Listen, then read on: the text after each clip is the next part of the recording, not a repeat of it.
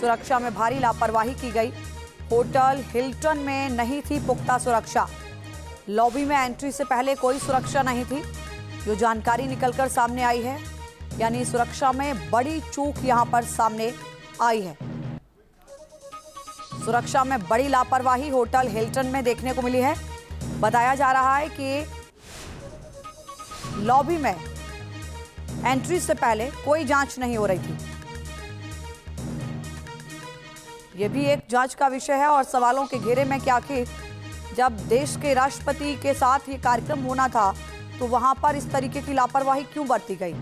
हिरासत में लिए जाने के बाद की तस्वीर सामने आई है आरोपी की। बताया जा रहा है कि कैलिफोर्निया के टोरेंस का रहने वाला है ये आरोपी। इसने हमला किया था। 31 साल का है आरोपी कोल थॉमस एलन। ये तस्वीर है उसकी जो जारी की गई है, जो इस वक्त हम आपको दिखा रहे हैं। एसी ने पूरे कार्यक्रम में घुसकर शॉटगन से हमला किया और सिर्फ एक शॉटगन लेकर नहीं गया, हैंडगन इसके पास से मिली है और बताया जा रहा है कि चाकू भी इसके पास मिला है। जांच हो रही है। जब इसकी तलाशी ली गई है तो इससे कई हथियार बरामद हुए। Retired colonel Ashwini Kumar ji, defence expert, इस वक्त मेरे साथ जुड़े हुए हैं। सर, बहुत स्वागत आपका एक बार फिर से।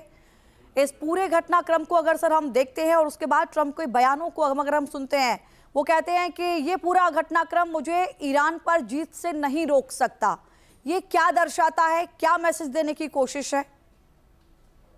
जी, सबसे पहले ये देखिए, ये एक बहुत बड़ी जो सिक्योरिटी जो है वो लैप्स था, क्योंकि इतने बड़े कार्यक्रम के अंदर अगर हम देखें कि एक प्रेसिडेंट वहां जा रहा है, सिक्योरिटी की लैप्स है, ये तो वो इंक्वायरी करेंगे और इसके बाद जैसे वो पकड़ा गया आरोपी तो उसके ऊपर इंटेरोगेशन चलेगी और उससे पता लगेगा फैक्ट्स के क्या इसकी जड़ कहाँ से निकलती है, क्या इसके लिंक कहीं किसी और कंट्री के साथ, किसी एजेंसी के साथ है, वो होगा।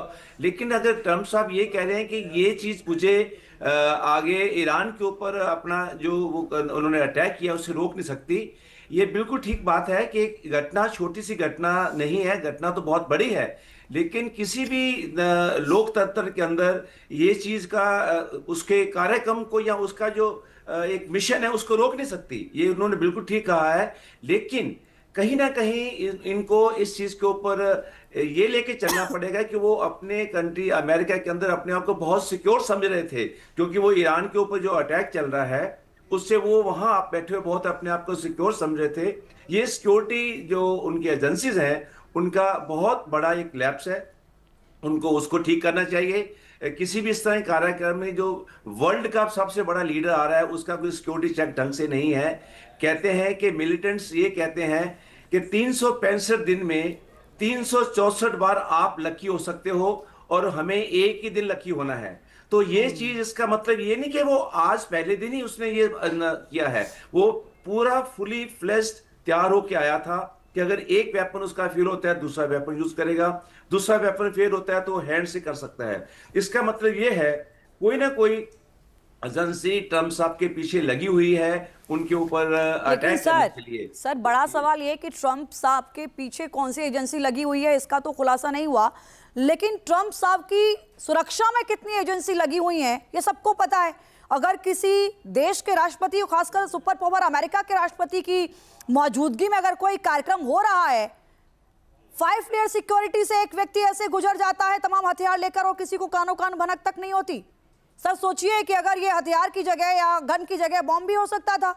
2600 लोगों की मौजूदगी और पूरी टॉप लीडरशिप की मौजूदगी और वहां पर ये पूरा वारदात हो जाती है। क्या सिक्योरिटी लैप्सेस को इस तरीके से इग्नोर किया जा सकता है? नो, बिल्कुल कोई भी देश जो है या कोई भी एजेंसी है इस तरह के सिक्योरिटी लैब्स को नहीं एक्सेप्ट कर सकती, क्योंकि ये देश के एक प्रेसिडेंट या एक इंडिविजुअल का सवाल नहीं है, एक बड़ी सुपर पावर के जो प्रेसिडेंट है उसका सवाल है। इनको इसकी पूरी जांच करनी चाहिए। जो लोग इसके अंदर हैं, जिनकी वजह से सिक्योरिटी लैप्स हुआ है, उनके ऊपर एक्शन होना चाहिए। और आने वाले समय में एक डर उन्होंने ट्रंप साहब के अंदर पैदा कर दिया, जो भी इसका जो बाद में इन्वेस्टिगेशन के बाद पता चलेगा। लेकिन अब जब भी कभी वाइस प्रेसिडेंट या प्रेसिडेंट किसी भी फोरम के अंदर जाके अपना कुछ बोलना चाहते हैं या किसी अटेंड करना चाहते हैं, उनके दिमाग में कहीं ना कहीं एक फियर होगा कि उनके ऊपर अटैक हो सकता है। ये बहुत बड़ा जी। सदमा हुआ है। इसके बाद सर वो आपको क्या लगता है, इसके बाद वो क्या सावधानियां होंगी जो अमेरिका बरतेगा? क्या पूरी लीडरशिप, टॉप लीडरशिप एक जगह किसी भी कार्यक्रम में जाने से बचेगी? दूसरा ये कि किसी भी लेवल पर सुरक्षा की चूक से बचा जाएगा? ये दो सबक लिए जा सकते हैं इस पूरी घटनाक्रम से।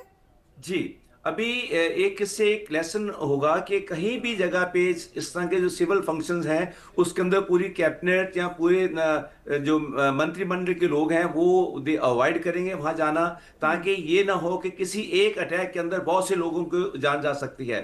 तो मेरा जहां तक ख्याल है कि जो वहां की सिक्योरिटी एजेंसीज हैं वो इसके ऊपर चेक और कंट्रोल करेंगी, और बाहर के जो सिविल फंक्शंस हैं उनके लिए ट्रंप साहब और वाइस प्रेसिडेंट को एडवाइस उनको देनी चाहिए कि अभी जब तक ये चीजें चल रही हैं इस तरह के फंक्शंस के अंदर वो अवॉइड करें जाना, और कोशिश करें कि जब जहां जाते हैं पूरा 100% सिक्योरिटी चेक और मॉक ड्रिल्स की उनको प्रैक्टिस करनी चाहिए।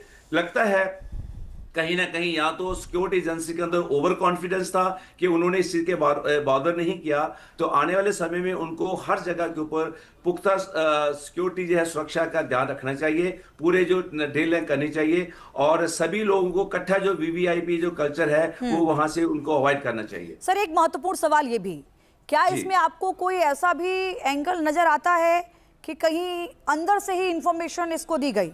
क्योंकि इसको कैसे पता कि ये कार्यक्रम इतने बजे शुरू होगा, और मेहमानों को पहुंचना तो बहुत पहले से शुरू हो गया था, लेकिन इसकी मौजूदगी तब वहां पर नजर आती है जब वहां राष्ट्रपति ट्रंप होते हैं, पूरी लीडरशिप वहां पर मौजूद हो जाती है, उसके बाद ये हमला करता है। सवाल ये कि इतनी सटीक इंफॉर्मेशन और इतनी आसानी से एंट्री कैसे संभव हो सकती है?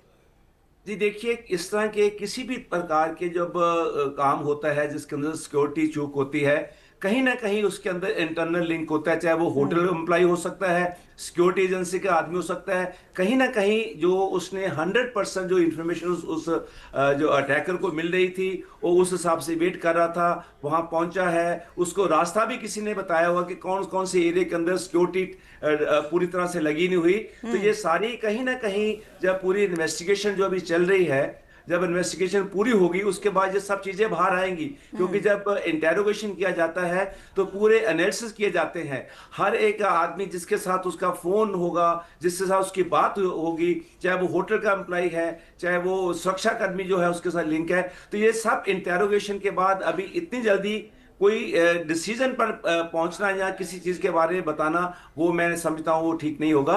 हाँ। लेकिन हमें इंतजार करना पड़ेगा कि इन्वेस्टिगेशन खत्म होने के बाद क्या क्या चीजें उसके अंदर आती हैं। लेकिन सर क्या ट्रंप ने जो प्रेस कॉन्फ्रेंस की, जो बातें कही, उससे उन्होंने अमेरिका को, वहां की जनता को या फिर दुनिया को ये मैसेज देने की कोशिश की कि घबराने की कुछ जरूरत नहीं है, सब कुछ हमारे कंट्रोल में है और कोई बड़ी घटना नहीं थी, इससे डरने की जरूरत नहीं है?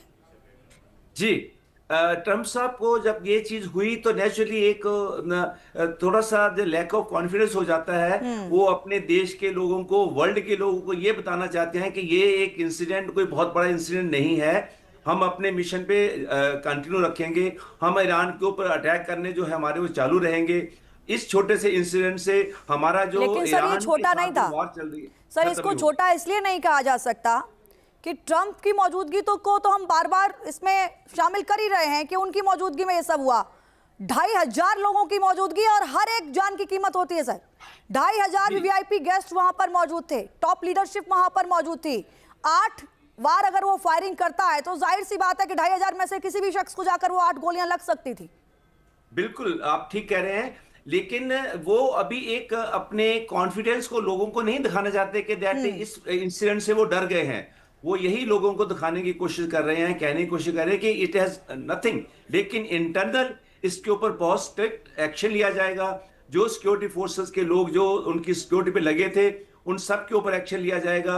इसका मतलब कहीं ना कहीं उनकी सिक्योरिटी के अंदर कोई बहुत बड़ी चूक हुई है जिससे कि ये आदमी उस होटल के अंदर आ गया। लेकिन और सर, इसमें कुछ भी हो सकता था। सर वो चूक पर बात नहीं की, उन्होंने कहा अब्राहम लिंकन का जिक्र किया, जो महान काम करते हैं उन पर ऐसे हमले होते हैं, हम बड़े बदलाव कर रहे हैं शायद इसलिए। क्या ये मैसेज था वहां की जनता के लिए कि हम बहुत अच्छा काम कर रहे हैं अमेरिका के लिए, अमेरिका की जनता के लिए, इसलिए देखिए कि हमारी जान भी खतरे में? वहां इलेक्शन भी होना है, बहुत सी मिडटर्म चीजें इलेक्शन हैं। नवंबर में जी। और उनको ये लगता है कि लोगों के अंदर एक मैसेज गया हुआ कि शायद वो जो ईरान के साथ लड़ाई कर रहे हैं उसके अंदर वो कुछ बहुत ज्यादा या उनको नहीं करना चाहिए, तो वो उनको ये कह रहे हैं कि मैं बहुत बड़ा काम कर रहा हूं। और जो भी लोग जो बहुत बड़ा महान काम करते हैं देश के लिए, लोग उनके खिलाफ होते हैं, उनको मारने की कोशिश करते हैं। और ये भी एक ऐसा इंसिडेंट है कि जिसके अंदर कहीं ना कहीं कुछ लोग जो उनके खिलाफ उनका मोरल डाउन करने के लिए ये बात इंसिडेंट किया गया है। लेकिन सर सवाल ये भी है ना कि अगर आपको पता है कि आप इतने महान काम कर रहे हैं, आप एक महान व्यक्ति हैं, तो फिर आपकी सुरक्षा में ये महान चूक भी नहीं होनी चाहिए थी, आपकी सिक्योरिटी भी महान लेवल पे होनी चाहिए थी। जी, तो ये कहीं ना कहीं इनको अभी इनवर्ड जो है वो वो पूरा इसके ऊपर इनको चेक करना पड़ेगा, इसकी इन्वेस्टिगेशन करनी पड़ेगी। इंटरनल एजेंसीज होती हैं जो इस चीज हर सिक्योरिटी एजेंसी के ऊपर एक अनदर इंटेलिजेंस ग्रुप होता है जो उसको चेक करता है। हाँ। वो सारा इसको चेक करेंगे कि कहाँ गलती हुई, कौन इन्वॉल्व है। बिल्कुल सर, ये देखना होगा कि इस पूरे घटनाक्रम को लेकर आगे और क्या जानकारी साझा की जाती है। बहुत धन्यवाद सर आपका मेरे साथ जुड़ने के लिए, बहुत बहुत शुक्रिया। अब से डीडी फ्री डिश की चैनल नंबर 57 पर देखिए न्यूज नेशन।